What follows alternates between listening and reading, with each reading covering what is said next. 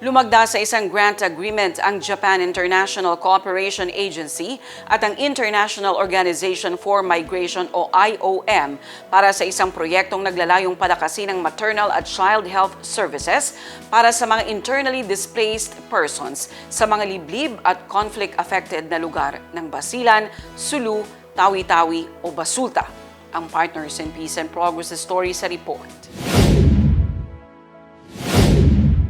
Sinaksihan ng Ministry of Health, BARMM, at kinatawan ng Sulu Provincial Health Office mula Region 9 ang paglagda sa grant agreement ng Japan International Cooperation Agency o JICA at ng International Organization for Migration o IOM sa Ministers Hall ng MOH Office sa Bangsamoro Government Center, Cotabato City. Ito ay proyektong naglalayong palakasin ang maternal at child health services para sa mga internally displaced persons o IDPs sa mga liblib at conflict-affected na lugar ng Basilan, Sulu at Tawi-Tawi o Basulta. Isinasagawa ang proyekto sa ilalim ng temang Resilient and Equitable Access to Care and Health in Basulta o REACH Basulta, na nakatuon sa pagpapabuti ng access sa serbisyong pangkalusugan ng mga ina at bata sa unserved at underserved areas ng Basulta, partikular sa mga malalayong isla na matagal nang nahaharap sa kakulangan ng pasilidad at serbisyong medikal. Layunin ng inisyatiba na itaas ang antas ng mga pasilidad pangkalusugan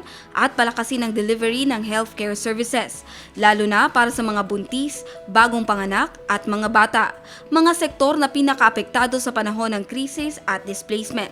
Kasabay ng signing ng grant agreement, isinagawa rin ang isang inception meeting upang maayos na maplano ang implementasyon ng proyekto. Tinalakay dito ang mga inaasahang resulta, kabuuang balangkas ng proyekto, health strategies, framework at key indicators, gayon din ang mga tungkulin ng bawat stakeholder, engagement approach at feedback mula sa mga katuwang na ahensya.